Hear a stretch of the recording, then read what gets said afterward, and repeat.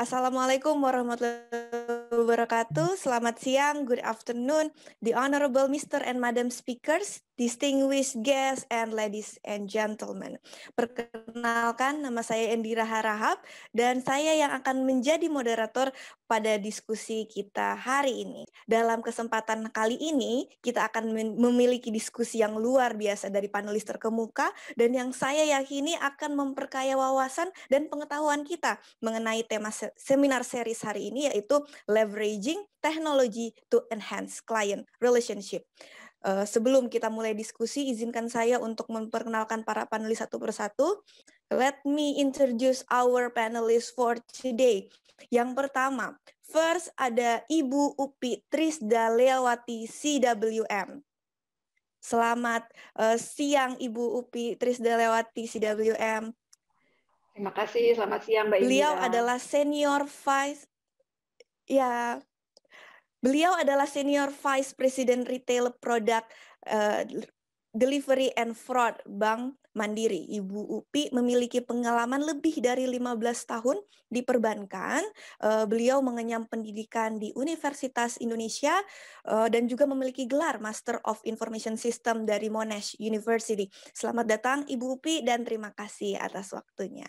Next, I would like to welcome Mr. Rudy Fang, CWM. Good afternoon, Mr. Rudy Fang.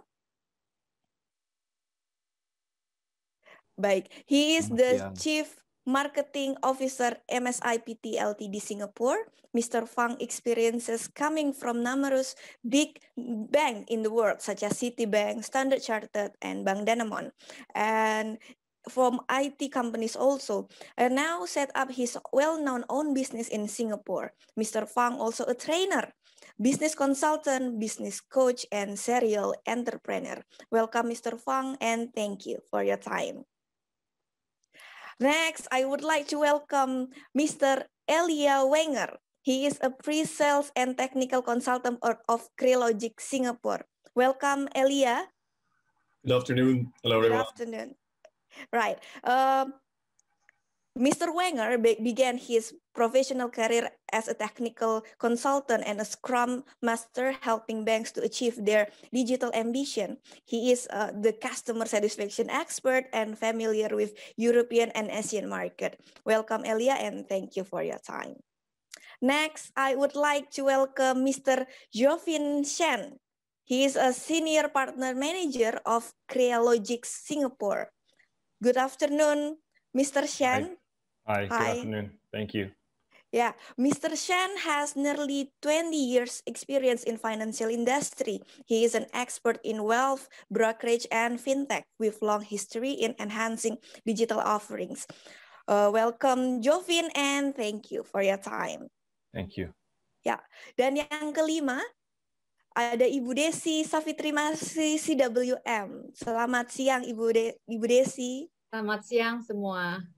Ya, she is a senior director, head of product and solution Visa Worldwide Indonesia. Ibu Desi memiliki pengalaman lebih dari 20 tahun di berbagai industri, termasuk manufacturing, otomotif, consumer goods, asuransi, dan perbankan.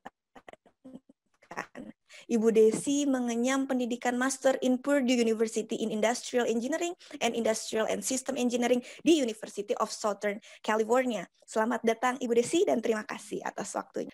So great, let's get straight into the content. Peran penting teknologi dalam memenuhi perubahan tuntutan konsumen modern telah lama diakui. Hampir setiap interaksi yang terjadi antara nasabah dan organisasi didorong atau didukung oleh setidaknya satu bentuk teknologi. Teknologi yang digunakan berkembang dengan cepat, ekosistem teknologi customer experience. Dan tampaknya untuk memberikan pengalaman nasabah yang berkualitas adalah salah satu tantangan untuk mempertahankan keunggulan kompetitif. Kemudian kita sekarang kenal dengan yang namanya omnichannel. Selama bertahun-tahun, fokus pada strategi atau keterlibatan omnichannel terletak pada penciptaan dan manajemen. cukup menawarkan beberapa saluran, sayangnya itu tidak lagi cukup untuk memenuhi harapan nasabah. Saat ini, masing-masing saluran harus efektif dengan caranya sendiri. Interaksi yang memerlukan beberapa channel seperti obrolan atau chat, suara atau voice, tidak ada nasabah yang ingin menjelaskan kebutuhannya lebih dari sekali. So, I would like to give the first question to Elia. Do you think how can a bank or wealth management firms make themselves ready to stay competitive in today's market? And how needs a bank been set up to easily connect third part or client-facing integration? Thank you very much, Ibu Indiras. So let me quickly share my screen so that you can see the content. I hope you can see it. Great. I think we're all aware that due to COVID, the digital demand has really increased. Recent studies have really shown that over 60% of current clients have an increased expectation in terms of digital offering. So we really need to make sure that banks and the technology of the bank is up to speed in order to really answer this digital demand. And I would like to really dive into 3 key aspects, which we from Crealogics think a bank has to have in order to answer the current digital demand and the digital expectations. So first of all, we're talking about an open ecosystem. Open ecosystem means that your platform is open in a way where it can integrate with third-party systems or other services around. So we're talking about third-party systems which not only are in a banking space, but also go beyond banking in terms of, for example, lifestyle or other areas. So really to answer the customer's need and be in his life in every different aspect. The second point which we want to highlight is vendor independence. So I think nowadays in the fintech market, there are thousands of fintechs and new fintechs created day after day. So it's really, there's no chance anymore that one fintech or one company can offer the whole digital solution. And that's why we really lay value and we really emphasize on integrating different vendors and really creating an ecosystem with best of breed functionality and that you can pick and choose from different vendors, from different fintech, and create your unique ecosystem or your unique digital banking offering. And the last point, number 3, goes a bit more into the technical part, which is DEF frameworks. So I think if every bank has the same struggle when working with vendors, there's a lot of change requests going on. It's very expensive, it's very slow. So we have to change the way how we do changes within the bank. So what we have, what Crealogics is offering and what we think is very important within the market are development frameworks. So development frameworks in each area of the technology stack, which can be adjusted by either the bank or also by different partners. So that really means you don't rely on anyone anymore. You can either do it by yourself or you can outsource the work to a partner. And all those points, all those 3 points are really addressed with the Digital Banking Hub, which we currently offer from Crealogics. So what you see here is really a cloud-enabled or cloud-native platform, which has a complete open architecture, means you can plug and play other services, take other fintechs or other companies, and plug them into your digital banking offering. It uses state-of-the-art technology. So you really have aspects from clouds such as AWS, GCP, Azure. You have really microservice architecture, and you have the newest technology stack, which enable you to really fastly adapt to changing demand and really fastly create new user journeys, new services to your customers. So I think I want to dive into 5 key aspects or key enablers which this platform has to offer and which we think is very decisive or is an important or important enablers within the whole industry. So enabler number one is the decoupling of a core banking system. So there's certain banks in place which currently have not the newest, not the fastest adopting core banking system. So we make an effort here that we decouple the front end, so really the customer facing solutions, from the back end, from the core banking system, that innovation can happen at a really fast speed. And we don't always have to rely on a core banking system, which is sometimes rather outdated. The second point which I wanted to highlight here is really the integration of third parties and the orchestration of those third parties. So what you see within this picture here, there are modules from the top left, you see there are modules from third parties, but there are also modules now in this case of Crealogics or in other cases of other vendors. But the important part is that all of those services are orchestrated in a way that the client has one interface to interact with.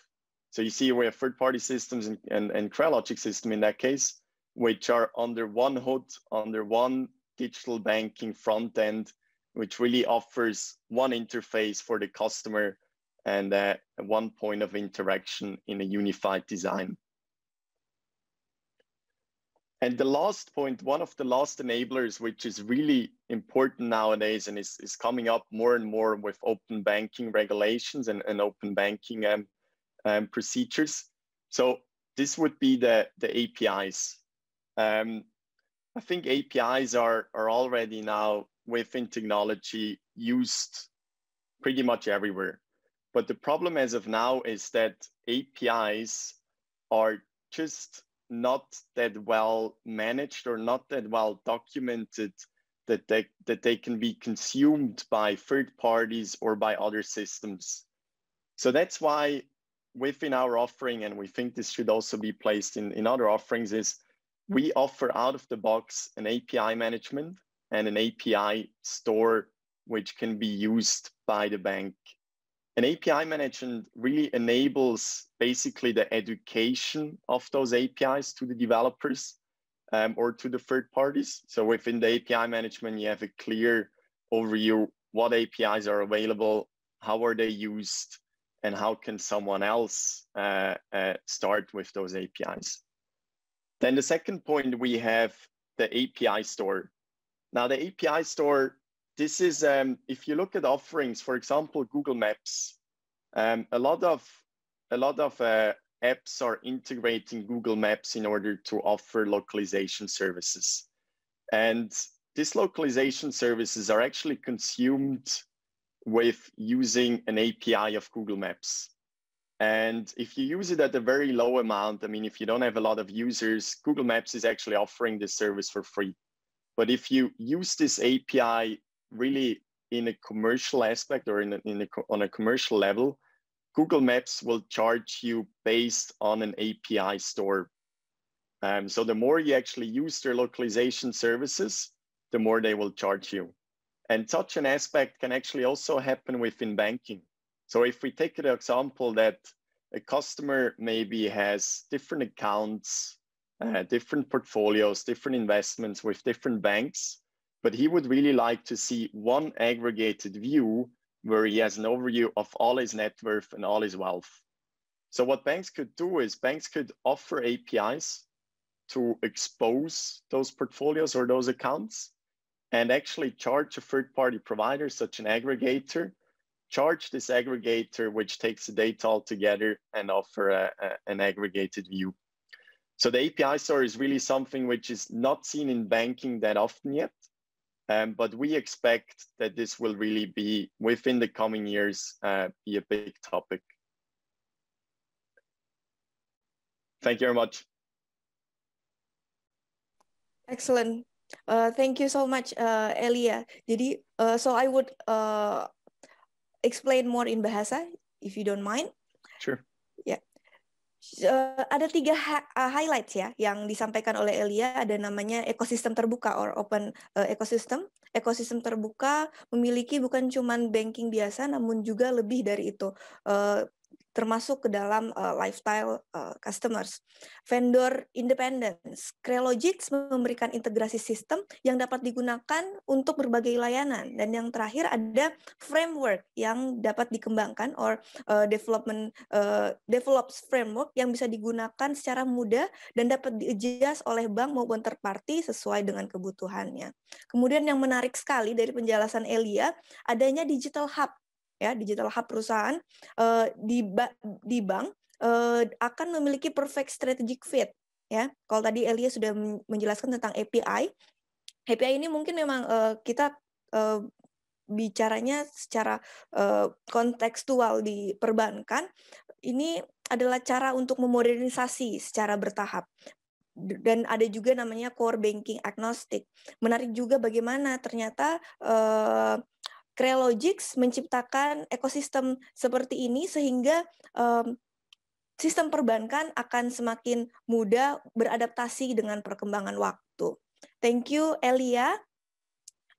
And I would like to asking the same question to Ibu Desi. How well, Bu, this adaptation within the Bank Indonesia banking, Bu? Mungkin bisa di-unmute, Ibu Desi? Okay, sorry, lupa di-unmute. Thank you, Indira. Yeah, thank you, Elia. So my job is much easier after you explain about the technology aspect. So I will try to cover it from different angle to answer the questions, how a bank needs to stay competitive in today's market, and following the question from Indira just now. So before I answer that question, there are key facts I want to address. Number one is we are today experiencing the rise of digital commerce. Definitely, it is propelled by the mobile infrastructure in our country. So as the data showed in 2019, so this is prior pandemic COVID-19, actually out of the total Indonesian population of 266 million, 64% already have internet access, which is the good part of it is that 96% already using smartphone. And if we look specific on e-commerce transaction, if we see Indonesian people do the e-commerce transaction, 80% of them already using smartphone when doing the transaction in commerce. So why this data is important? Because access to smartphone is key in driving the digital transformation. Then fact number two, now with the pandemic COVID-19 that has been happening now more than a year, it changes our behavior. We now have less human interaction.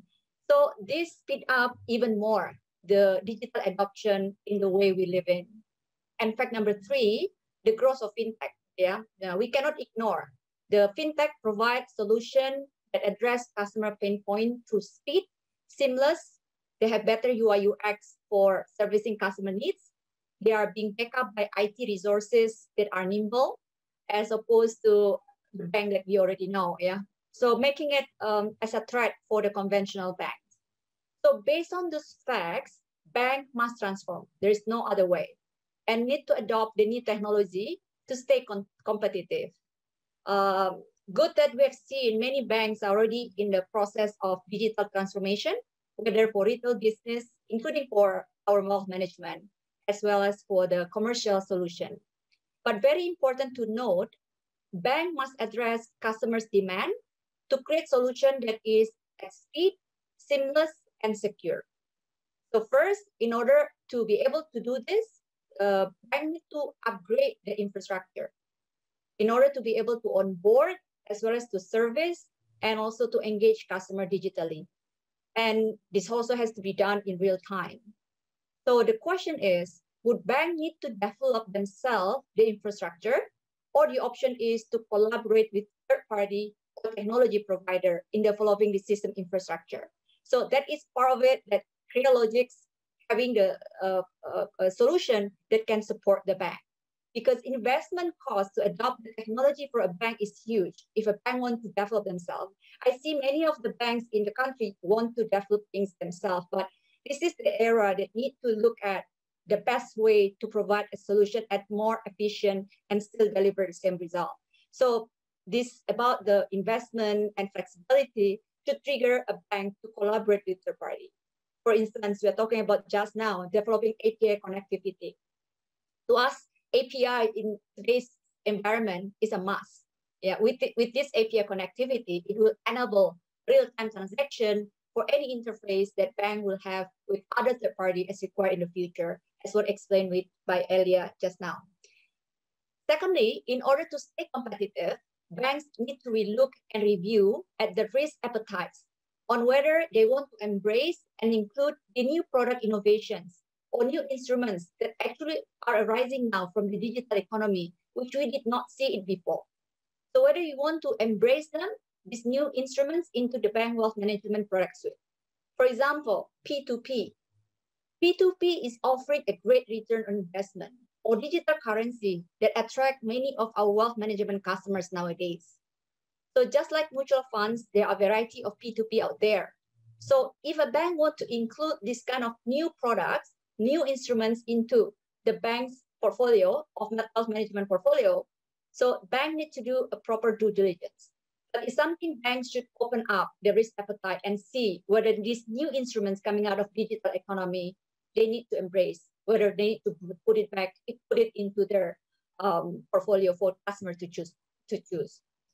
So likewise, the digital currency, this is something new for most of us, but around the world now, we are talking about this instrument is already attracting a lot of our wealth management customers.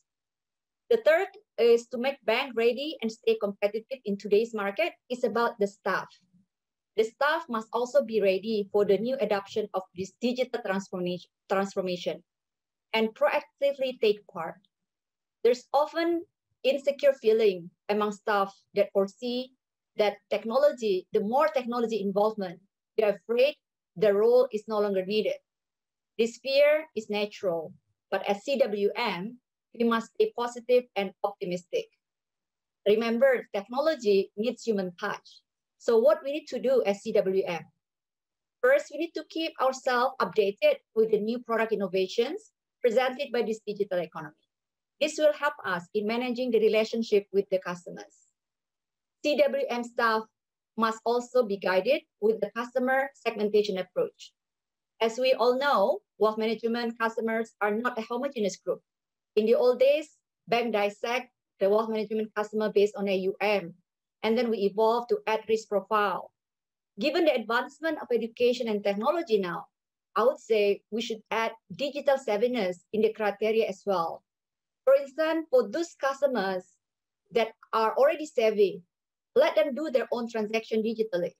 We'll continue to provide them with advisory needs. For those that less savvy, we continue to provide support or educate them to adopt the simple and easy transaction.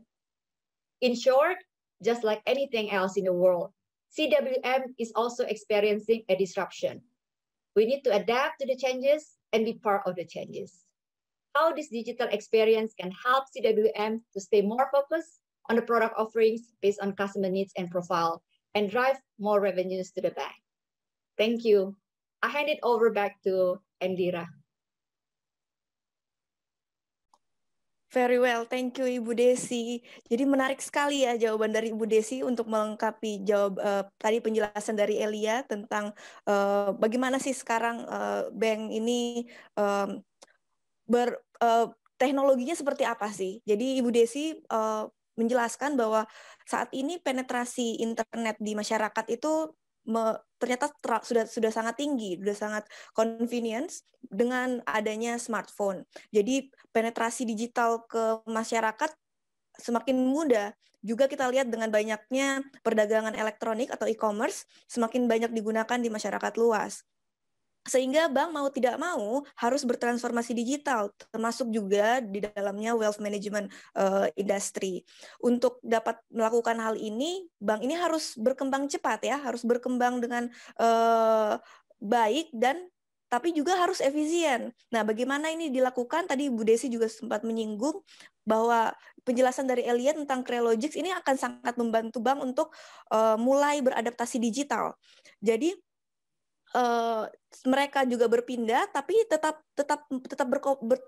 bisa berkompetitif karena sudah tidak banyak lagi PR-nya, gitu ya Ibu Desi ya. Kemudian ada juga yang saya highlight adalah bisnis as usual atau yang kita kenal dengan bisnis seperti biasa di bank ini sudah beradaptasi semua ke digital, mulai dari hal yang kecil seperti penukaran uang asing ataupun simple dengan TT ya, transfer itu sudah digitalize semua, sudah tidak ada lagi, sudah lebih sedikit proses administrasi yang manual. Jadi walaupun banyak resistensi dari tenaga kerja merasa kalau misalkan teknologi ini akan mengurangi kebutuhan atas tenaga kerja, tentu ternyata tidak ya menurut Ibu Desi, karena teknologi ini berkaitan erat dan berdampingan erat dengan manusia sendiri. Jadi manusia adalah faktor penting dalam penerapan teknologi. Namun yang harus kita ingat sebagai CWM holders ataupun praktisi di bidang financial institution, kita juga harus beradaptasi dengan perubahan. Kita harus fokus terhadap apa yang kita tawarkan ke nasabah, dan tentunya kita harus tetap kompetitif di masa yang akan datang dengan bantuan teknologi. Baik, terima kasih banyak Ibu Desi. Di sesi yang kedua ini ada dua hal yang berkaitan erat, yaitu social engagement dan customer interaction and experience. Social engagement dulu ya, atau keterlibatan sosial, lebih banyak kita kenal dengan media sosial. Itu adalah alat interaksi antara nasabah dan bisnis. Namun masih merupakan konsep yang relatif baru juga di beberapa perusahaan. Karena semakin banyak nasabah yang menggunakan sosial media untuk mendapatkan layanan atau mendapatkan dukungan dari media sosial si bank atau perusahaan ini. Bank itu berbisnis harus tetap fokus untuk mendukung channel media sosial. Seringkali ada percakapan atau dialog yang diciptakan di sosial media menjadi yang paling terlihat nih di masyarakat. Bagaimana caranya sosial media perusahaan ini dapat menjawab kebutuhannya si nasabah.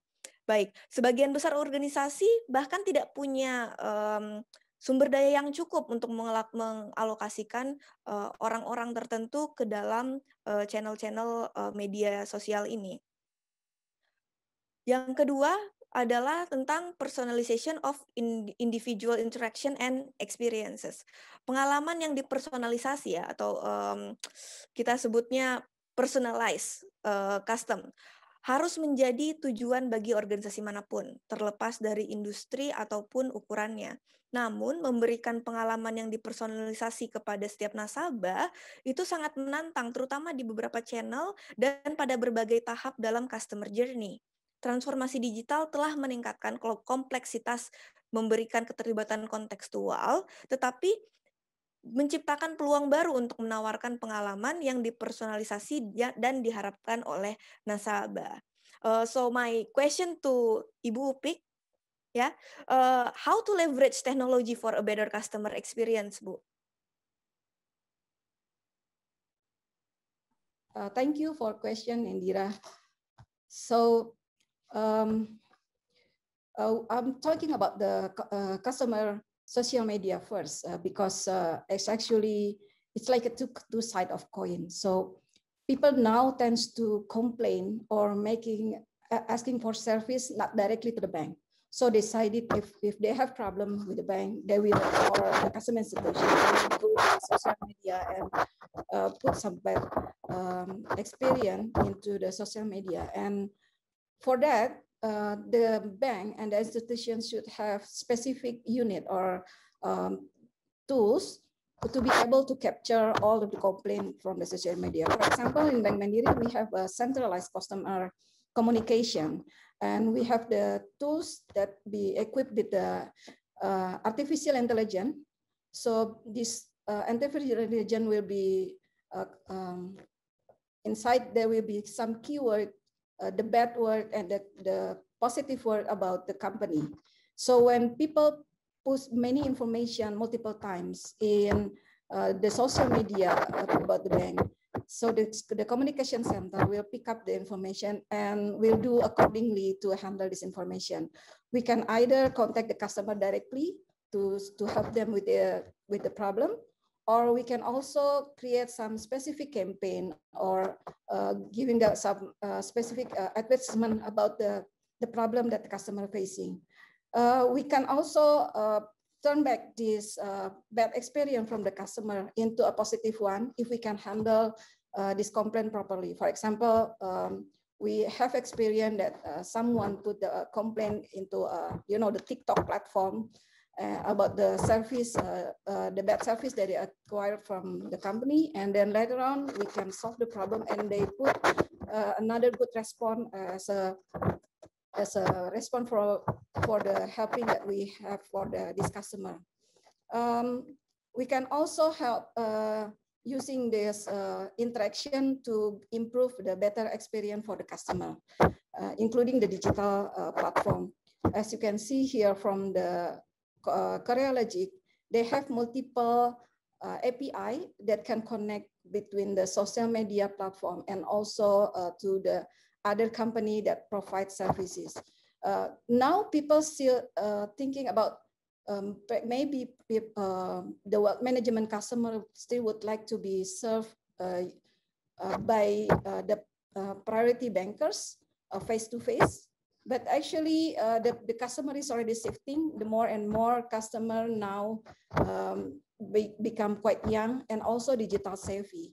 So as add-on from the Bu Desi explanation, we have to provide the digital platform for this customer for the whole cycle of this customer, start from the acquisition, the transaction, and also how they get engaging with the services.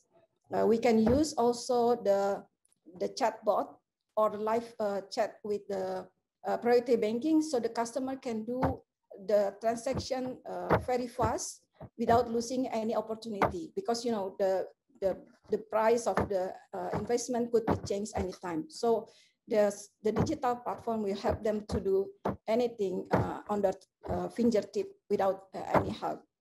And the last thing that I think needs to be considered if you would like to improve your customer experience using the digital is using the tools that call the robo advisory.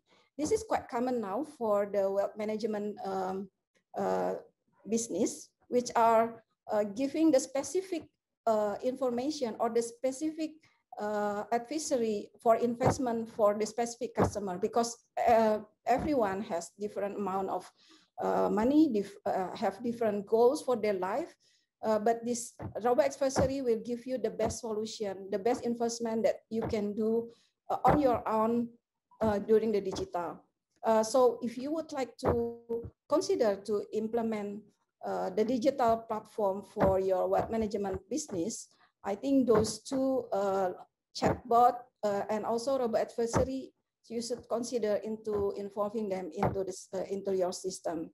So I think those platforms can also help you with improving your customer engagement. I think that's all for me. Maybe I can add later on. Thank you. Ya, thank you Ibu Upi. Jadi saya menjelaskan sedikit tentang jawaban dari Ibu Upi tentang bagaimana caranya memanfaatkan teknologi untuk pengalaman nasabah yang lebih baik ya. Jadi menurut Ibu Upi, sosial media ini seperti memiliki dua sisi. Nasabah seringkali menggunakan sosial media sebagai tempat untuk mengajukan komplain, dan itu kita lihat banyak terjadi ya. Tapi hal ini itu bisa menjadi hal yang baik untuk digunakan sama perusahaan. Jadi perusahaan dapat menghubungi langsung nasabah atau membuat campaign untuk menjawab keluhan ini. Sudah banyak sosial media yang bisa digunakan, ada Instagram, ada tadi disebutkan juga oleh Ibu Upi, TikTok. Jadi untuk memberikan layanan yang lebih baik dengan nasabah, interaksi ini diharapkan juga untuk menjadi cara untuk meningkatkan layanan. Tadi Bu Upi juga sempat menyinggung bahwa Korealogic menawarkan cara yang mudah bagi bank untuk menghubungkan sosial media yang banyak ini ke dalam sistem perbankan dengan sangat mudah. Hal ini juga akan memudahkan seluruh proses interaksi dengan nasabah. Baik, I would like ask the same question to Mr. Rudy Fang. how to leverage technology for a better customer experience according to you. Mr. Rudy Fang, please. Thank you, Ibu Endira. Good afternoon, selamat sore Bapak Ibu sekalian. Assalamualaikum warahmatullahi wabarakatuh. Greeting from Singapore to all of us. Saya kira pakai bahasa Indonesia mungkin sekalian saya latihan, Bapak Ibu sekalian, if you don't mind. Bagaimana meleverage teknologi untuk customer experience ya. Menurut saya ada tiga poin yang saya kira perlu diperhatikan dari perbankan, dari institusi dan juga dari wealth managers ya. Satu adalah saya kira kita harus confirm who are my customer, who are my prospect. Apakah mereka adalah mass affluent ya, seperti priority banking, atau mereka adalah high net worth individual atau ultra high net worth individual di private banking. Different segment ini punya kebutuhan yang berbeda mengenai technological preferences ya. Kemudian apakah customer atau prospek kita ini mereka adalah Gen Y, Gen Z, Gen X atau Gen Alpha?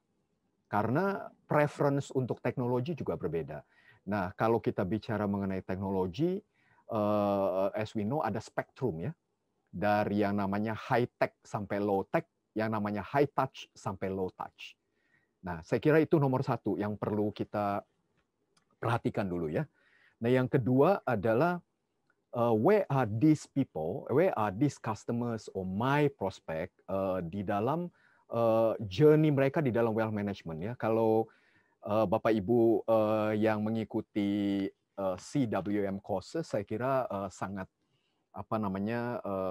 familiar dengan konsep 3 pilar ya, 3 pilar wealth management. Jadi apakah mereka di level protecting the wealth, atau mereka at the level of growing the wealth, atau mereka di level transferring the wealth. Nah, ini juga mempunyai implikasi terhadap teknologi yang mereka perlukan untuk kebutuhan yang berbeda. Nah, contohnya kalau di growth the wealth ya, saya kira sangat lumrah kita melihat banyak teknologi, misalnya trading platform ya, trading teknologi, advisory, mungkin buy and sell cryptocurrency, for example. Or sekarang sedang ramai mengenai NFT ya, Bapak Ibu sekalian di Indonesia mungkin juga sudah mengikuti perkembangan non-fungible token, for example, dengan blockchain teknologi. Nah, ini merupakan poin kedua yang menurut saya penting untuk kita perhatikan. Poin ketiga adalah after kita tahu customer kita siapa, kemudian kita tahu mereka di mana di dalam journey-nya, yang ketiga adalah kita harus memilih teknologi yang sesuai dengan kebutuhan mereka, yang bisa memenuhi kebutuhan mereka ya. Karena what's the point of technology kalau kebutuhan customer kita tidak terpenuhi ya. Saya kira ini poin penting. Nah, saya ingin pinpoint kepada Bapak Ibu sekalian mengenai satu teknologi yang mungkin belum banyak dibicarakan atau belum banyak dikembangkan di Indonesia, adalah voice technology. Ya, jadi sekarang Bapak Ibu sekalian, you are talking about voice technology based on our research di Singapura ya, karena perusahaan kami juga melakukan research dan juga consulting. Dengan adanya 5G coming in ya, 100 kali lebih cepat daripada 4G. We believe soon kita nggak perlu lagi keyboard ya Bapak Ibu. Jadi nggak perlu keyboard lagi. Jadi everything is voice. So you have the voice assistant, Siri, Alexa. You can ask Siri whatever, you can ask Alexa whatever, and then you have voice banking. Ada satu contoh yang menarik seperti Bank of America punya namanya Erica, yang dibahas di banyak media. Silakan Bapak Ibu Google. The point is, voice technology ini memberikan capability baru, di mana di belakang sekarang ada AI. Jadi bukan hanya voice technology ini mengerti apa yang kita ucapkan, tapi dia bisa memberikan action Jadi kalau misalnya saya pingin ngecek apakah transfer sudah masuk atau tidak, ya, so I will ask my voice assistant, do I have my incoming transfer for this March on this date? Nah, begitu voice assistant ini memberikan jawaban, maka voice assistant juga tahu bahwa saya mungkin tidak memerlukan uang ini, ya, kalau uangnya sudah masuk, dan they will ask me, okay, do I want to put it in the 1-day deposit or 5-day deposit, example, for how much, ya, and they will ask me an action, dan saya akan bilang, okay, please invest this money. Jadi menurut saya mungkin 3 poin ini yang bisa saya share kepada Bapak Ibu sekalian, ya, bagaimana caranya kita meleverage teknologi supaya customer experience dari customer kita improve, ya. Terima kasih. Baik, Mr. Rudy Fang, baik sekali ya yang disampaikan. Kalau misalkan teknologi ini tidak akan kemana-mana kalau misalkan kita sendirinya itu belum ready ya. Terus ada juga kita bahas tentang kalau misalkan sekarang lebih banyak ke voice, ada Siri, ada Alexa, ada Erika. Saya belum dengar itu yang Erika, nanti saya akan googling setelah ini. Baik, semakin menarik ya diskusi kita, tapi sebelum kita lanjutkan, saya mau mengundang partisipasi seluruh peserta untuk mengisi polling yang akan muncul di layar Bapak Ibu. Ada 4 pertanyaan yang akan keluar dan dapat dijawab salah satu dari jawabannya.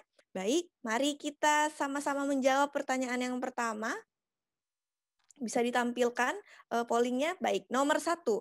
Apakah cara yang paling efektif untuk berkomunikasi dengan klien? Apakah A, dengan blast email atau buletin? B, pesan video? Atau C, dengan telepon dan mobile chat? Silahkan dipilih salah satunya. Kemudian yang kedua, seberapa siapkah Anda untuk masuk ke dunia digitalisasi? Silakan dipilih, ada jawabannya A, apakah sangat siap, B, kurang siap, atau C, tidak siap. Kemudian yang ketiga, dengan kemajuan teknologi saat ini, maukah Anda berpisah dengan wealth manager Anda? Silakan dijawab, apakah A mau, B tidak mau, atau C tidak mau. Saya ke pertanyaan terakhir, yang keempat, seberapa kuat Anda dalam mengelola brand digital Anda? Jadi yang pertama silakan dijawab apakah A, saya sering memposting di media sosial saya dan bahkan membuat video online. Kemudian yang B, saya baru saja mencoba-coba media sosial, dan C, saya baik-baik saja tanpa brand digital. Setelah itu bisa ditekan submit di bagian bawah.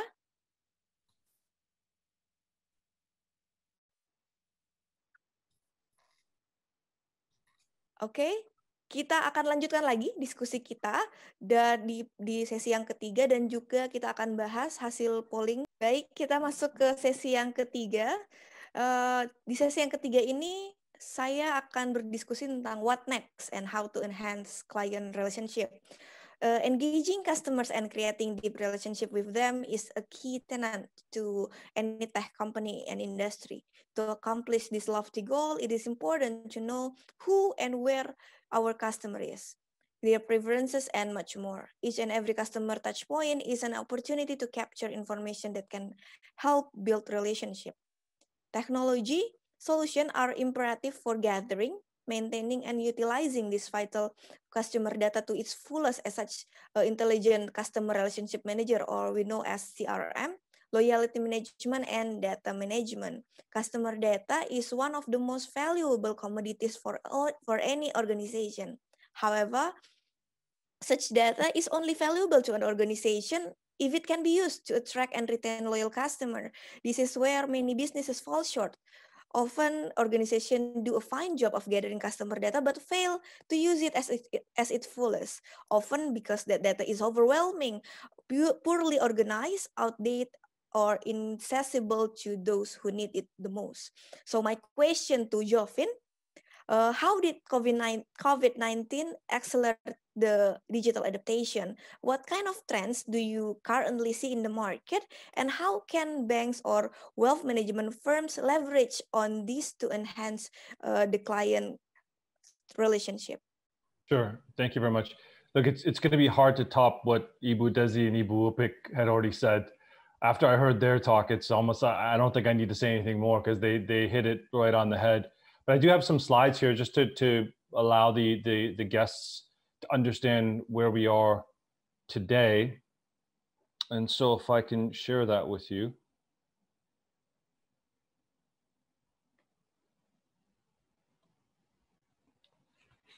So it's a good point that you make. And everyone knows that COVID has accelerated digital adoption. It's actually there was a point earlier made that most of the APAC market, let's just say, a lot of people are already on their smartphones, but they're not on their smartphones for financial services. Maybe when they have to.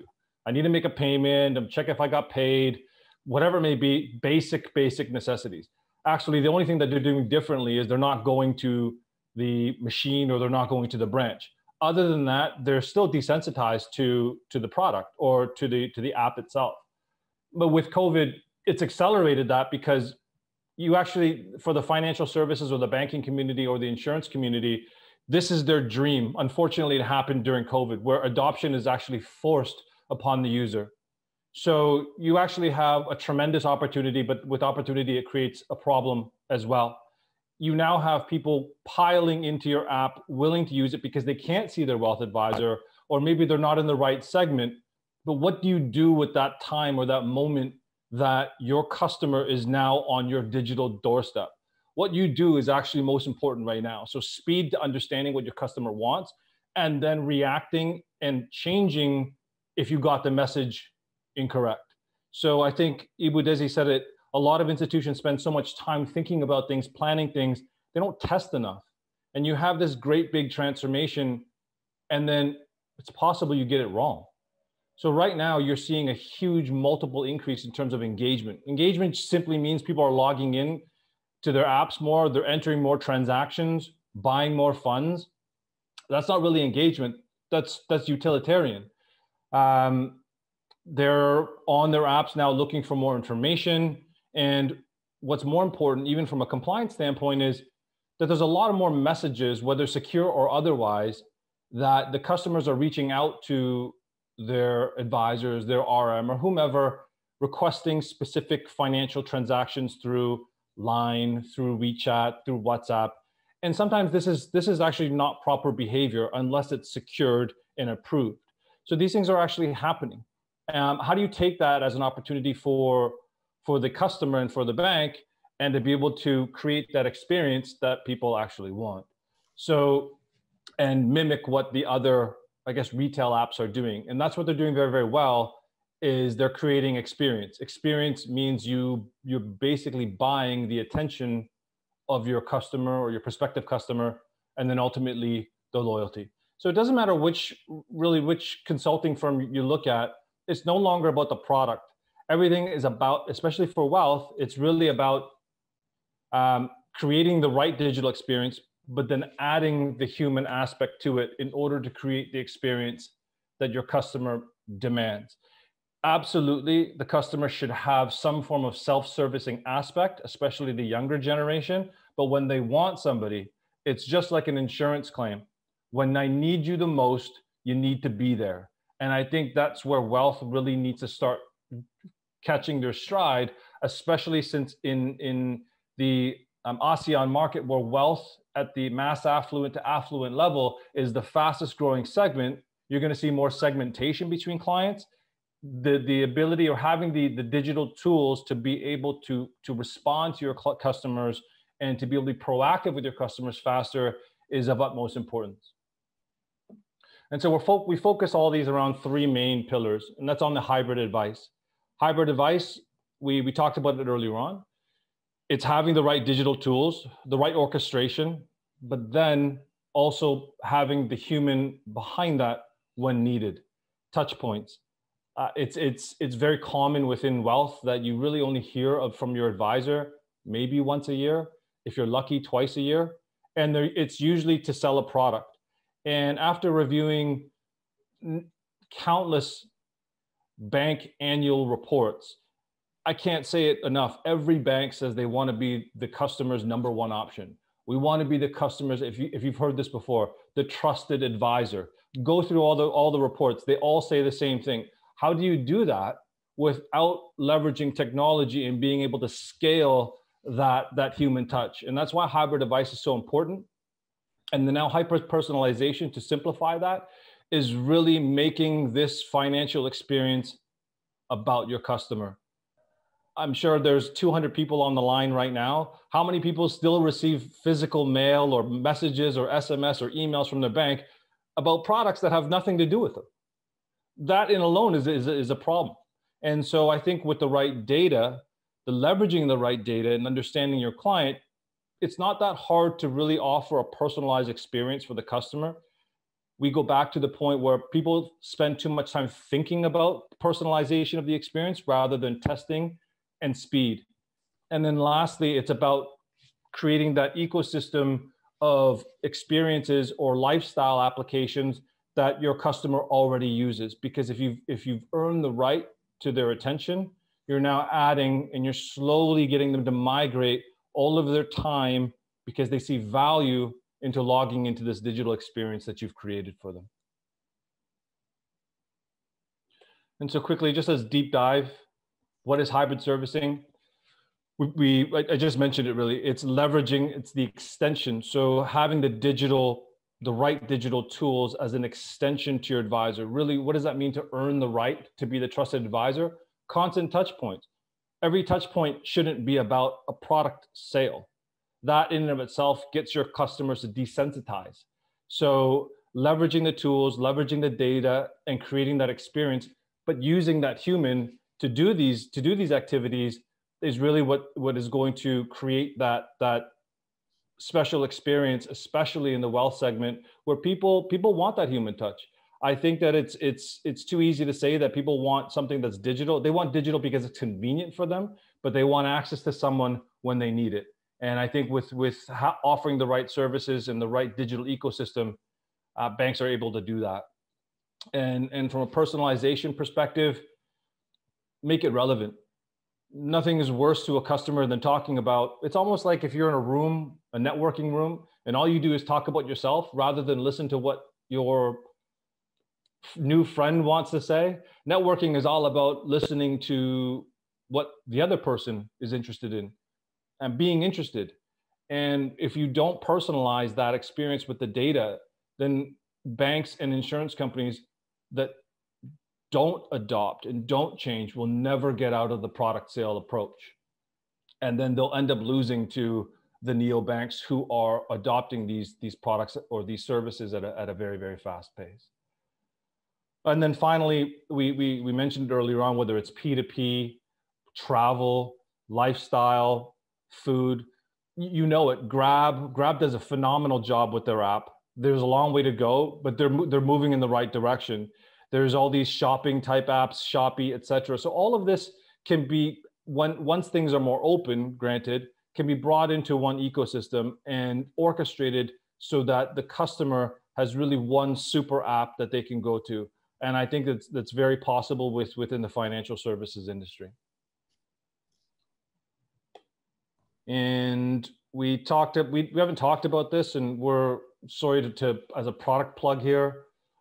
Everything we do with our customers now and prospective customers is focused around conversational banking. The conversational banking piece becomes a wrapper of that whole digital experience, like we're actually doing today.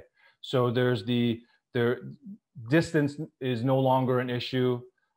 Digital signatures is no longer an issue. There's no reason why an advisor or a customer can't have more touch points throughout any given year without conversational, because now all of the compliance issues go away.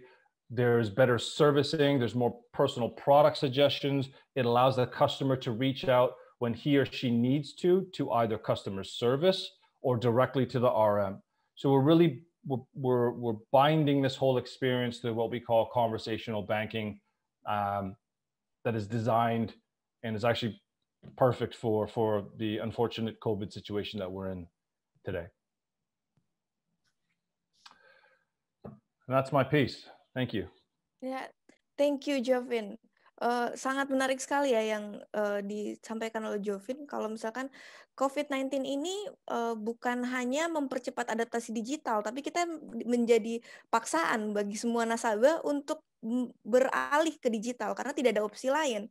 Berkurangnya interaksi itu baru satu ya, tapi mulai kebutuhan finansial diperoleh dengan out of bank, ya sekarang jawabannya cuma satu, punya aplikasi perbankan yang mumpuni. Itu mungkin ya bahasanya. Ada 3 tadi yang di highlight oleh Jovin. Ada yang namanya hybrid advice. Jadi hubungan antara teknologi sama manusia. Jadi kalau biasanya visiting secara langsung, sekarang visiting sudah bisa dilakukan dengan berbagai channel. Terus ada juga namanya hyper personalization. Jadi semuanya itu saat ini nasabah menginginkan seluruhnya dengan instan dan personalized. Jadi unik untuk mereka pribadi. Jadi bukan yang secara umum saja, tapi mereka mau yang lebih unik untuk diri mereka. Terus ada juga beyond banking. Kalau tadi Jovin sempat bilang bagaimana sekarang Grab punya pertumbuhan GrabFood, kemudian di Indonesia juga GoFood dengan di Gojek, ini adalah tantangan bagi di dunia perbankan. Kalau misalkan layanan perbankan yang ditawarkan di digitalisasi itu bukan cuma dia aja, tapi harus ada integrasi dengan pihak ketiga sehingga ada ekosistem yang lebih baik yang terbentuk, dan Kreologix menyediakan hal ini untuk bank masuk ke dalam dunia digitalisasi yang lebih efisien dan lebih mudah tentunya. Oke, pertanyaan yang sama mungkin untuk Pak Rudi Fang.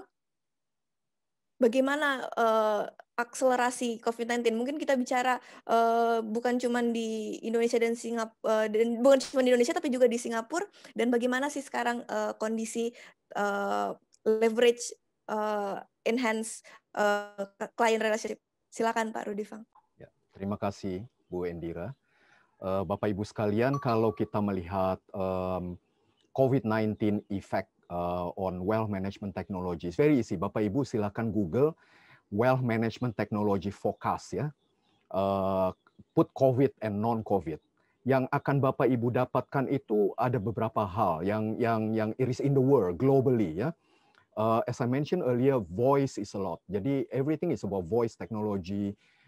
Virtual assistant, ya, biometric authentication. Karena apa? Sekarang tadi saya bicara mengenai low touch and high touch, ya. Kalau Bapak Ibu remember, ya, just now. Now we talk about no touch, no touch. Dan kalau Bapak Ibu pergi ke Changi Airport soon, di Changi Airport itu sekarang Bapak Ibu nggak perlu lagi pencet lift. Jadi your finger doesn't touch the lift button. Namanya hovering on top ya, liftnya terbuka. Kalau kita pergi ke screen-nya nggak usah di-touch lagi. Jadi yang namanya touch screen is useless. Ya, so we don't need touch screen anymore because I'm not going to touch the screen. I'm not going to touch the lift. Jadi Bapak Ibu harus melihat trend that today you have COVID-19. Tomorrow you will have COVID-20, COVID-21, COVID-23. Last time you have SARS. After SARS you have MERS. You have many things. And this is a trend. You will get more and more diseases, and the diseases are getting more and more dangerous. Jadi Bapak Ibu, teknologi ini bukan karena kita suka teknologi, but we need it to survive as human being, ya. And this is where yang namanya low touch and high touch akan ganti menjadi no touch. How do you do no touch? The best is voice, right? Dan kemudian yang Bapak Ibu perlu lihat adalah please Google how to create your digital voice. And Bapak Ibu akan very surprised. You will get free software. You can create your own digital voice by reading 30 sentences. Free of charge. And after that, Bapak Ibu bisa play by typing your message and your voice will come up. Silakan telepon suami atau istri sendiri. Bapak, Ibu, anak sendiri, and you will be surprised. They don't know that this is robot. The technology is so good, yeah, and it is free. Now, if your customer do this, Bapak Ibu sekalian para RM, and Anda sebagai RM tidak menggunakan teknologi ini, how are you going to service the client? If the client knows more than you, ya. Jadi menurut saya sangat penting bahwa dengan COVID ini ada akselerasi di investment teknologi dan banyak sekali investasi masuk ke non-touch, ya. Jadi voice technology menurut perusahaan kami akan cepat sekali perkembangannya, ya.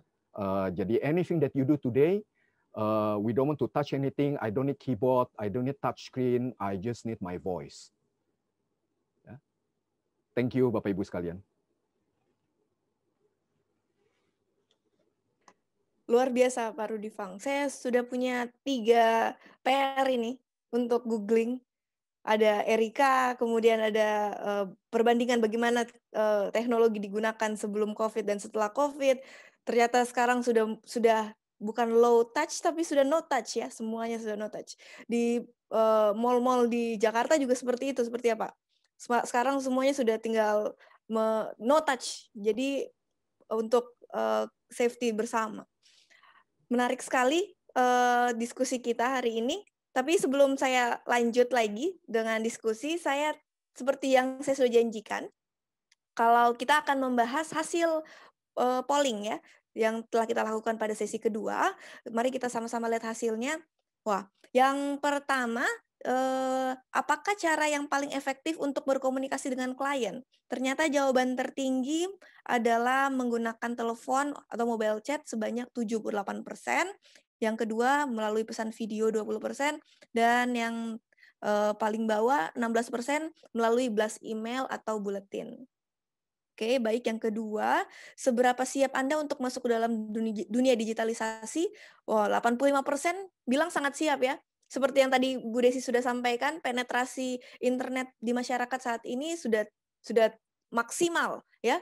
Malah sudah hampir seluruhnya, dan terlihat di polling kita kalau 85% sudah bilang sangat siap, hanya 15% saja yang bilang kurang siap. Oke, baik. Yang ketiga, dengan kemajuan teknologi saat ini, maukah Anda berpisah dengan wealth manager Anda? Ternyata jawabannya masih tidak mau. 70% menjawab tidak mau, 19% mau, dan yang terakhir adalah yang 14% saya tidak tahu. Kemudian yang keempat, seberapa kuat Anda dalam mengelola brand digital Anda? Ini jawabannya hampir mendekati, cuman yang paling 47% lebih unggul adalah di jawaban A, saya sering memposting di media sosial dan saya bahkan membuat video online. Kemudian 46% slightly sedikit sekali perbedaannya dengan yang pertama, saya baru saja mencoba media sosial. Dan yang terakhir 8% saya baik-baik saja tanpa brand digital. Oke, saya mau mengundang para panelis kita untuk menanggapi 1 dari 4 pertanyaan. Mungkin saya bisa mulai dari Ibu Upi dulu ya. Kira-kira mau menanggapi polling result yang nomor berapa, Ibu? Boleh di-unmute, Ibu Upi? Ya. Ya. Mungkin yang paling akhir ya, Mbak, yang terkait dengan sosial media. Jadi menurut saya kalau misalnya ada suatu perusahaan sama sekali tidak mementingkan perkembangan bisnisnya melalui sosial media, itu sangat ketinggalan zaman, karena bahkan sekarang ini chatbot, komplain, kemudian informasi, campaign, itu hampir semuanya kita lakukan di sosial media ya. Yang paling sering memang, yang paling common memang di Instagram dan Twitter. Tapi TikTok sendiri sekarang sudah juga digunakan sebagai sarana pembentukan brand image, karena banyak juga iklan-iklan yang short gitu ya, sesuai dengan jangka waktunya TikTok itu efektif sekali dilakukan di sosial media. Kita terus terang aja juga sudah move on nih ke TikTok gitu ya, beberapa iklan kita dengan menggunakan beberapa selebriti sosial media gitu ya. Dan itu sangat efektif karena ternyata di distribusinya juga lebih banyak gitu loh. Nah, mungkin kita juga bisa lihat kalau kita lagi ada di kerumunan gitu ya. Mungkin 80% dari orang-orang itu melakukan posting dari kegiatan itu sendiri, misalnya bikin Insta Story atau sebagainya. Jadi kayaknya kalau misalnya kita sebagai perusahaan tidak memanfaatkan sosial media, itu sangat sayang sekali. Mungkin itu sih komen dari saya untuk yang terkait polling tersebut. Terima kasih. Ya, baik, terima kasih Ibu Upi. Jadi sekarang Bank Mandiri juga sudah mulai ke TikTok ya Bu ya, untuk campaign ke nasabah. Penggunanya juga sudah besar sekali TikTok saat ini ya. Kemudian saya mau minta Ibu Desi untuk menanggapi Bu. Mau pertanyaan yang nomor berapa ditanggapi? Polling masih ada nomor 1, 2, dan 3. Boleh di-unmute Ibu Desi? Okay. Sorry.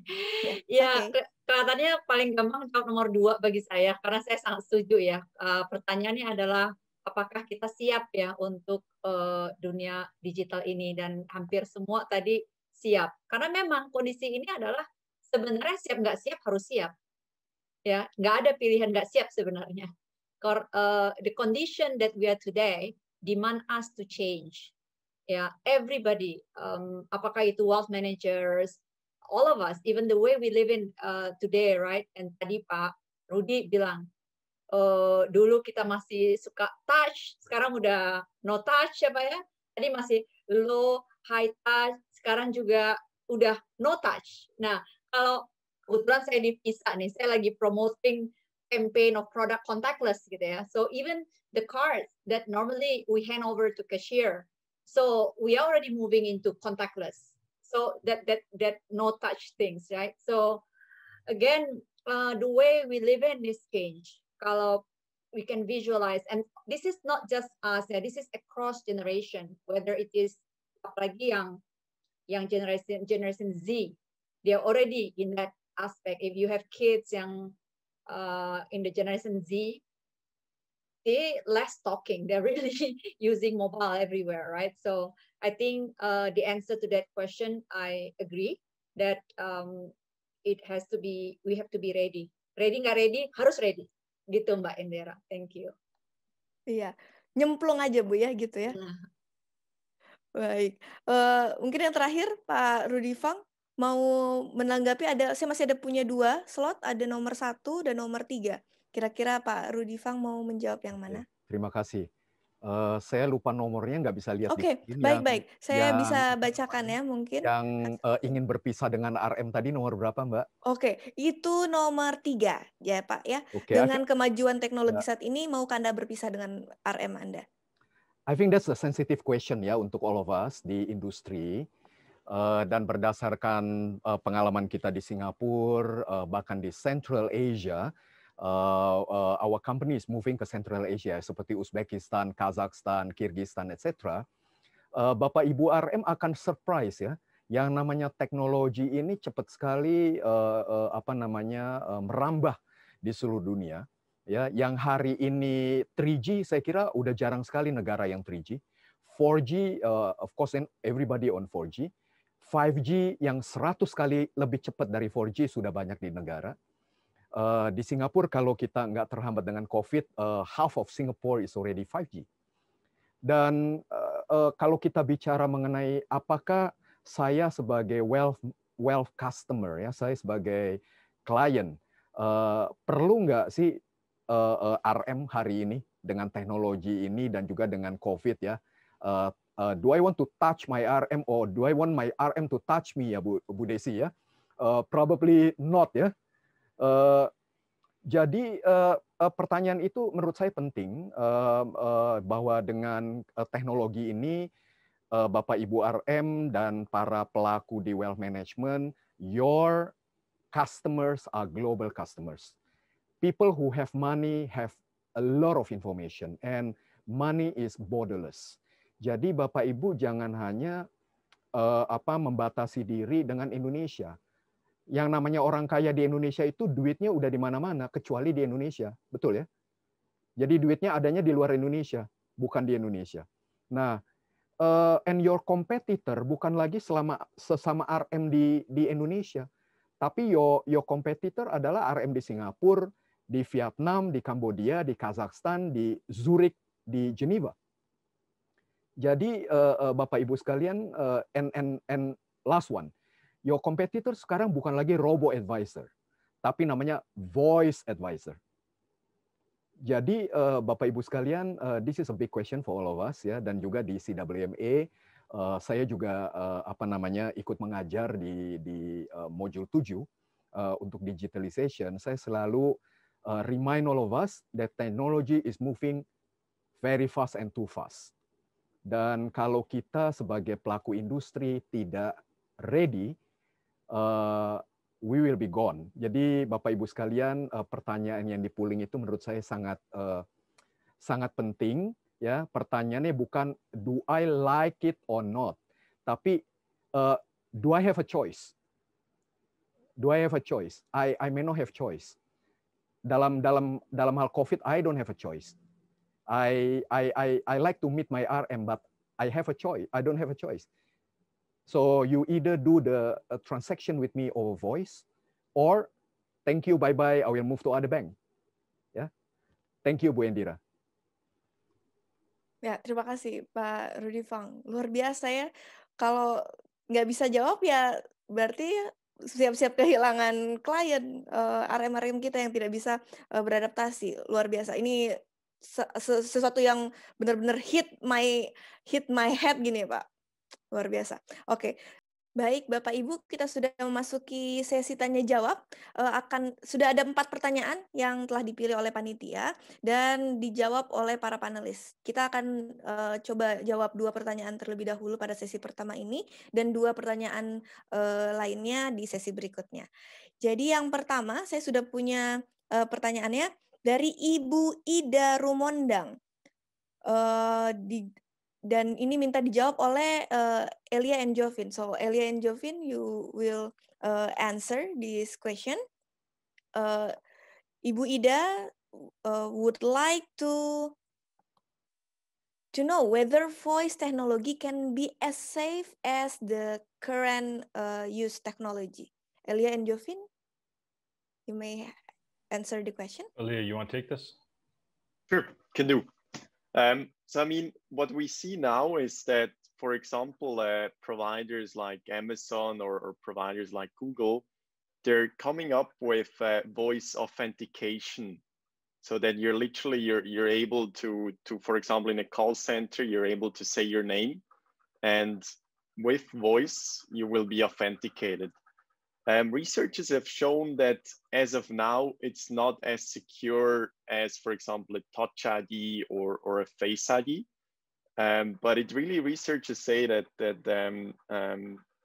within a few years and hopefully soon, we can expect that this will be on par or on level as a Touch ID or a Face ID. So definitely something that we should be aware of and look out for.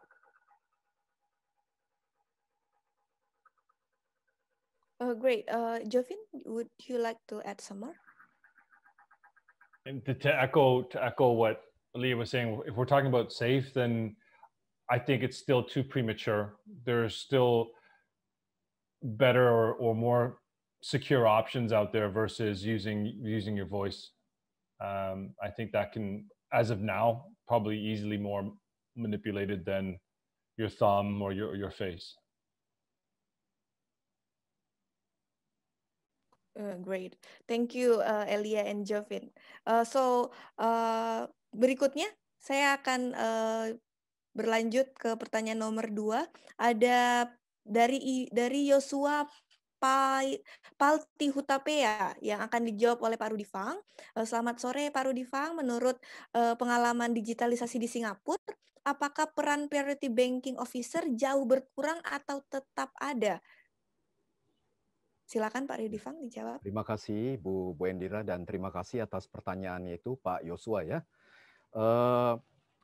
Tentu ini kalau kita kaitkan dengan tadi pertanyaan saya, siapa your customer ya, siapa your prospect. Ini sangat tergantung dari fokus setiap bank ya. Kalau bank di Singapura, saya kira mereka sudah masuk ke new generation ya, seperti tadi disebut, apakah Gen Y, Gen Z atau Gen Alpha. Nah, kenapa mereka fokus di sana? Karena di Singapura sudah masuk ke level namanya transfer of wealth. Ya, Bapak Ibu sekalian mungkin ingat tadi 3 pillars of wealth management yang kita bahas di CWM courses ya. Jadi customer di Singapura itu udah bukan lagi protect the wealth, grow the wealth, itu sudah jalan ya. Sekarang mereka sudah sibuk transfer the wealth. Apakah transfer di generasi 3, generasi 4, generasi 5, dan juga banyak sekali yang transfer the wealth outside the family ya. Jadi bukan lagi dikasih ke anak cucunya, tapi dikasih ke charity organization atau dikasih kepada organisasi yang lain yang mereka sukai ya. Jadi kebutuhan customer yang di level transfer of wealth sudah sangat berbeda. Nah, tentu di level ini tentu kebanyakan adalah apa namanya high net worth individual ya, atau ultra high net worth individual, atau office family office ya, yang mana AUM-nya besar ya. Nah, di level ini tentu mereka lebih suka dengan RM ya, lebih suka high touch compared to low touch. Kalau tidak ada pilihan seperti COVID ya mereka menjadi no touch ya. Tapi kalau dikasih pilihan, they still love to talk to RM. Nah, bedanya adalah saya kira di segmentasi. Nah, di Indonesia saya kira mungkin sebagian besar customer masih mungkin adanya di mass affluent, mungkin ada di affluent, di mana level evolusinya adalah di protect the wealth atau grow the wealth ya. Ada namanya transfer wealth, tapi mungkin kebanyakan masih sibuk ya. Bahasa pasar ini masih sibuk cari duit ya. Jadi over there saya kira peran teknologi akan lebih besar ya, seperti robo advisor, robo trading ya, crypto trading etc. Jadi saya kira di Indonesia mungkin situasinya agak beda dengan Singapura ya.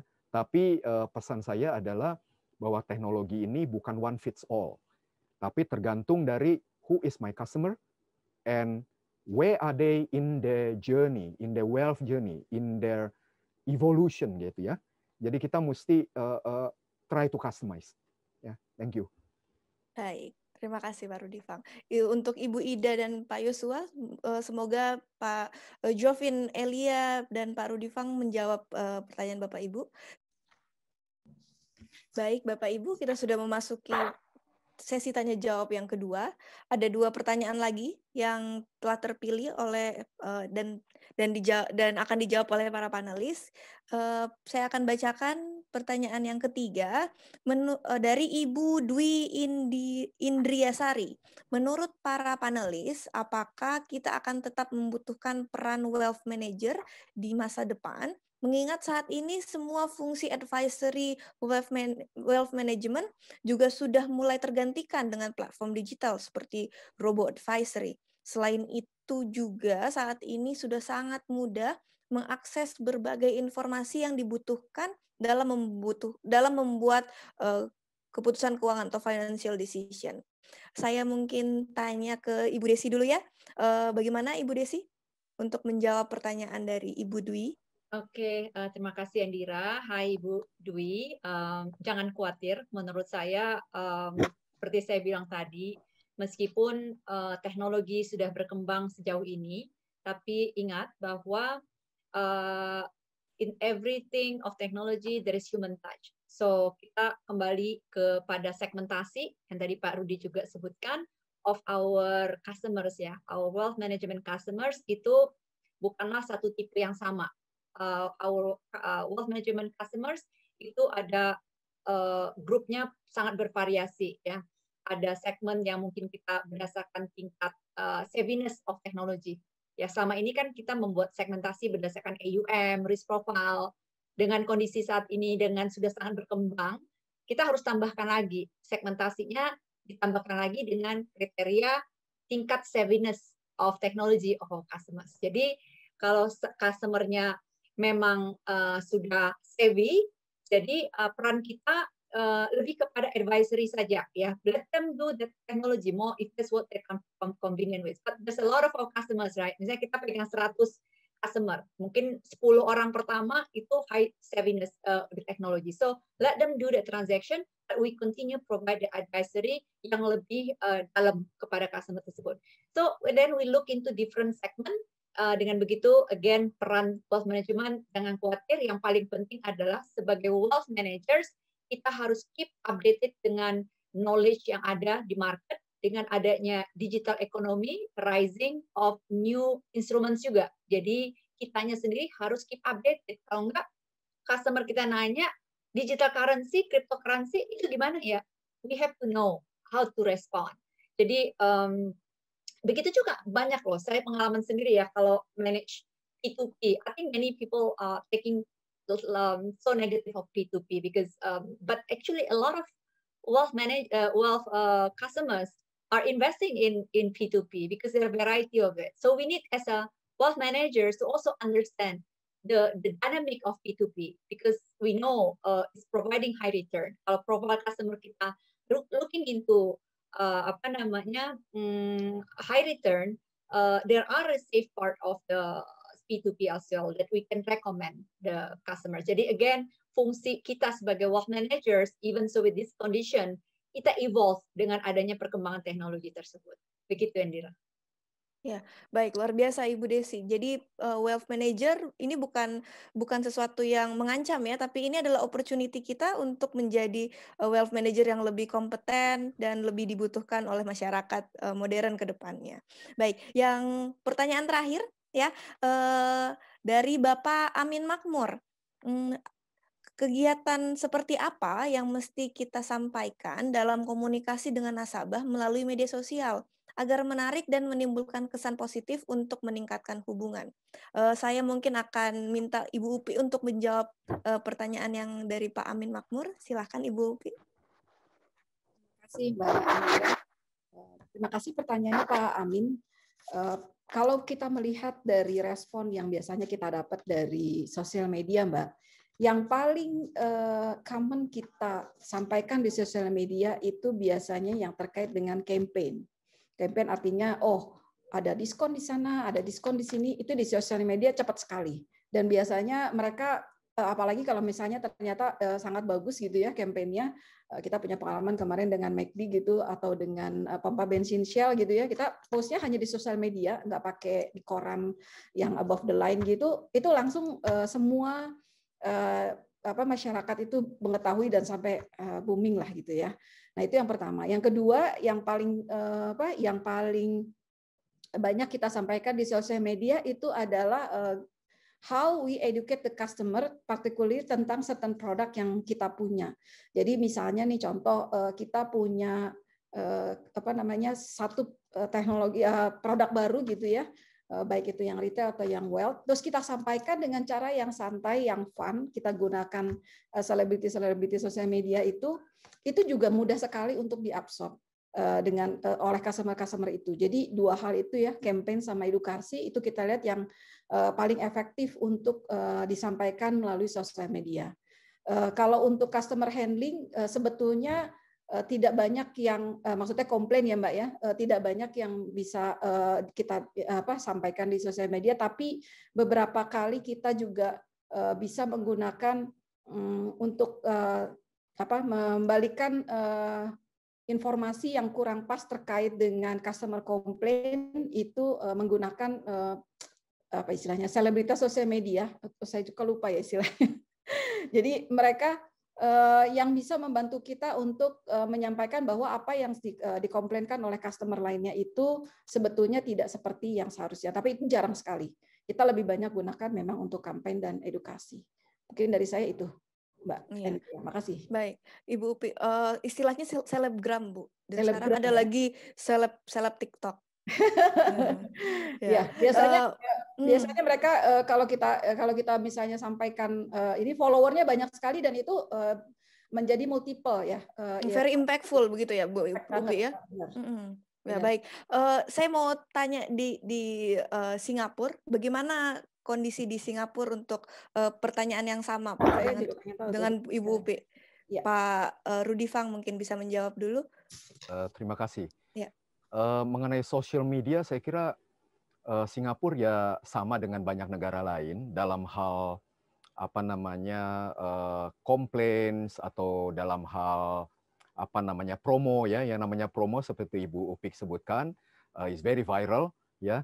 Bahkan kalau ada bank yang ngasih free coffee gitu ya, orang Singapura tuh suka queuing ya, 1 kilometer queuing dia for one free coffee gitu ya. Jadi very powerful viral impact.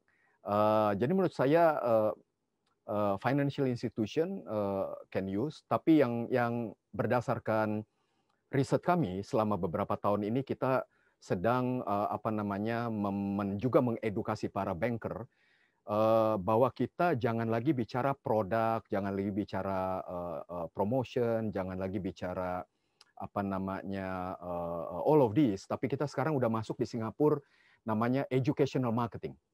Jadi educational marketing ini kita mendidik customer ya, mendidik apa namanya para nasabah kita, bukan lagi memberikan produk atau services, tapi kita mendidik yang bukan hard sell. Jadi contohnya adalah we teach them how to differentiate between namanya flat interest rate and compounded interest rate.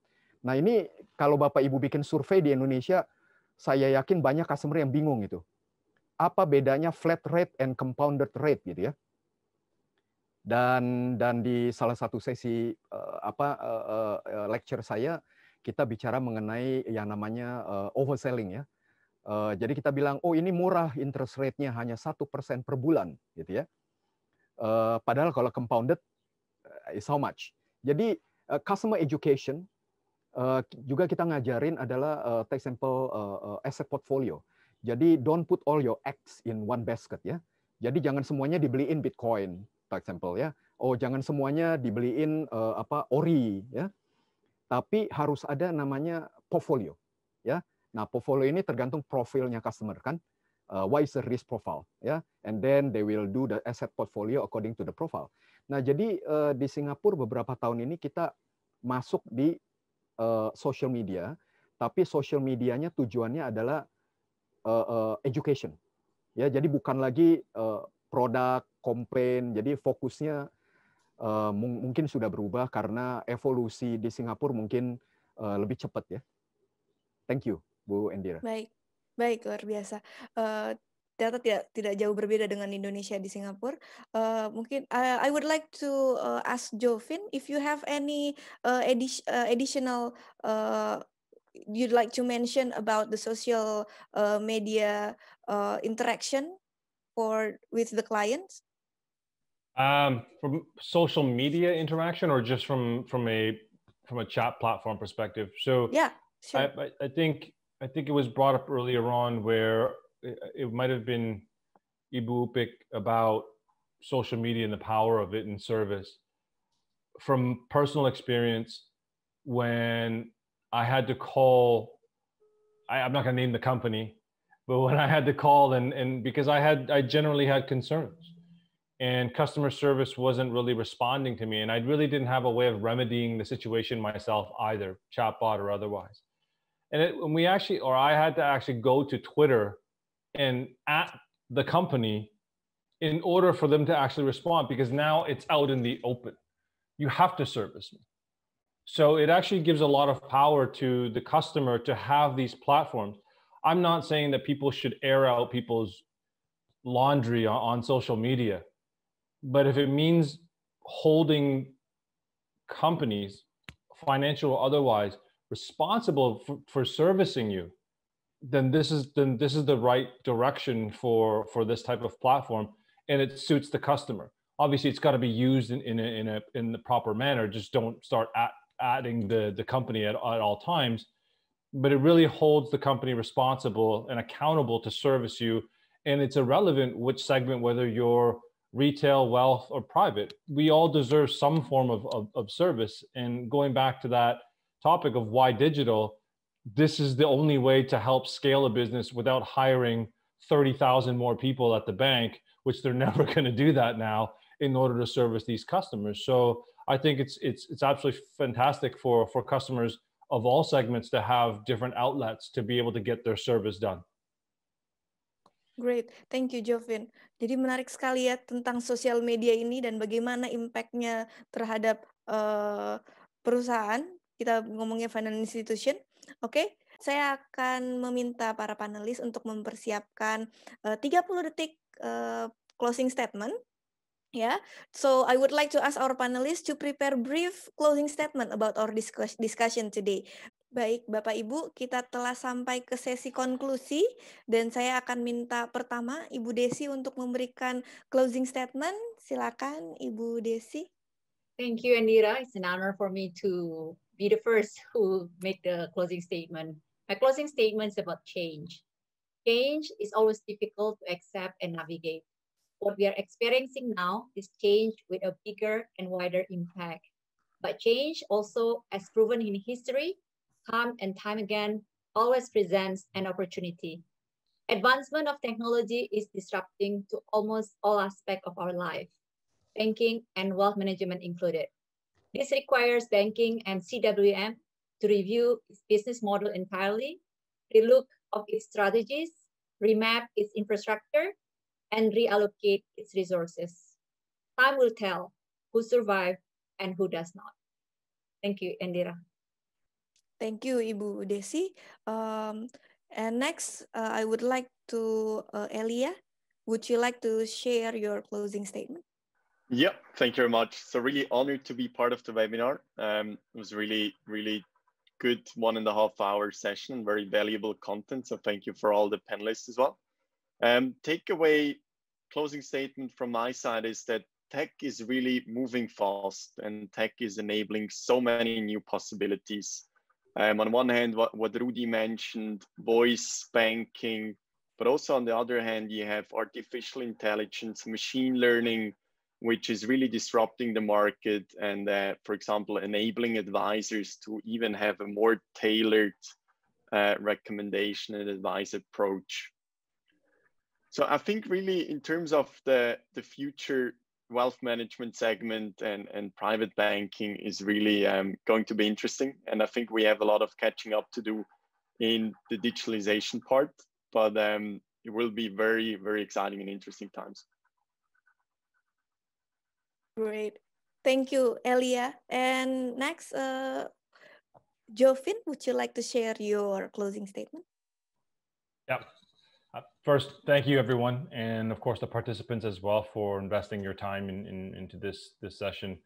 Closing statements, I'll be really blunt and say, transformation, we all know, has to happen. Change has to happen. But it doesn't have to be big, and you don't have to overthink it. It's really, to Elia's point and to Ibu Desi, it's really about speed, agility, change when things aren't going well. And so transformations don't have to be this multi-year decision or multi-year project.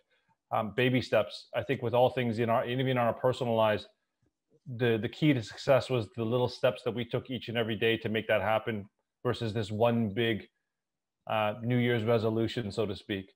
So if we take that approach, then transformation can happen very quickly.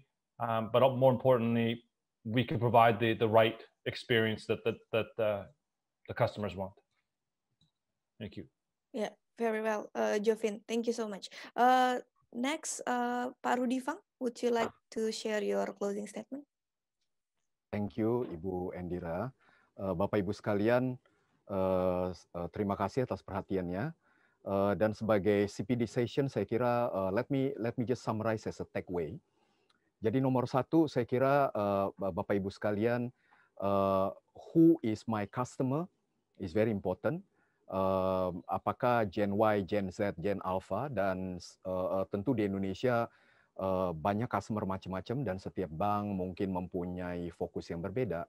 My suggestion adalah Bapak Ibu sebagai RM mungkin bisa secara pribadi belajar lebih banyak lagi mengenai namanya wealth transfer, ya, di mana wealth transfer ini masuk ke generasi 3, generasi 4, generasi 5 yang notabene adalah orang-orang muda, di mana mereka adalah Gen Y, Gen Z, Gen Alpha. And these people are digital native, ya. Jadi anything digital, anything technology, they want to try and they don't mind walaupun tidak perfect. Dan sehubungan dengan itu, maka number 2 adalah my suggestion Bapak Ibu sekalian menjadi first adopter. Di banking kita selalu bilang don't be the first adopter ya. Wait for somebody else to try the technology first, and after that then once the technology is proven, then we do it. Tapi menurut saya ini mungkin agak berubah sekarang, di mana Gen Y, Gen Z, Gen Alpha mereka ada digital native and they understand that technology keep changing. Nah, jadi yang namanya teknologi kalau first adopter, I think they will try. Jadi the me too technology they probably don't like. Number 3 adalah Bapak Ibu sekalian, saya usul please fall in love with technology. Jadi kalau yang tidak suka teknologi, please fall in love with technology because you can't live without technology today, right? And getting more and more. So if you hear artificial intelligence today, 3 years, 4, 5 years ago, I met already people in Uzbekistan talking about artificial intuition, yang dimana mesin itu bisa fall in love with you, mesin bisa nangis, mesin bisa ketawa, they understand your feeling and they know whether you lie or not. So that is artificial intuition. So artificial intelligence is 30 years ago for me, right? Jadi Bapak Ibu, that's the takeaway. So the message adalah be there or be square. Ya, thank you. Luar biasa Pak Rudifang. Thank you. Be there or be square. Oke, terakhir but last but not least, Ibu Upi silakan untuk memberikan closing statement-nya. Oke. Terima kasih. Mungkin sudah banyak semua yang disampaikan oleh panelis-panelis lainnya. Terima kasih banyak buat rekan-rekan panelis dan juga teman-teman yang menghadiri sesi ini.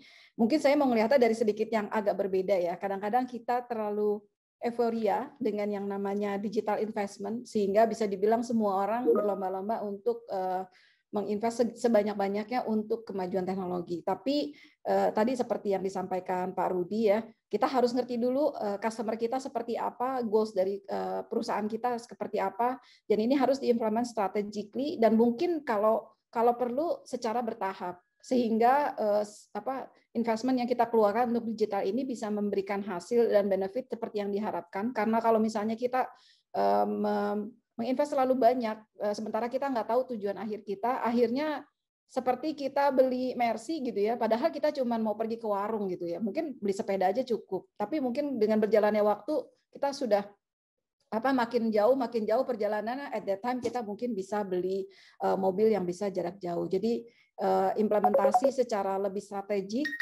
secara lebih wise, mungkin ini yang ingin saya sampaikan ke Bapak Ibu semua.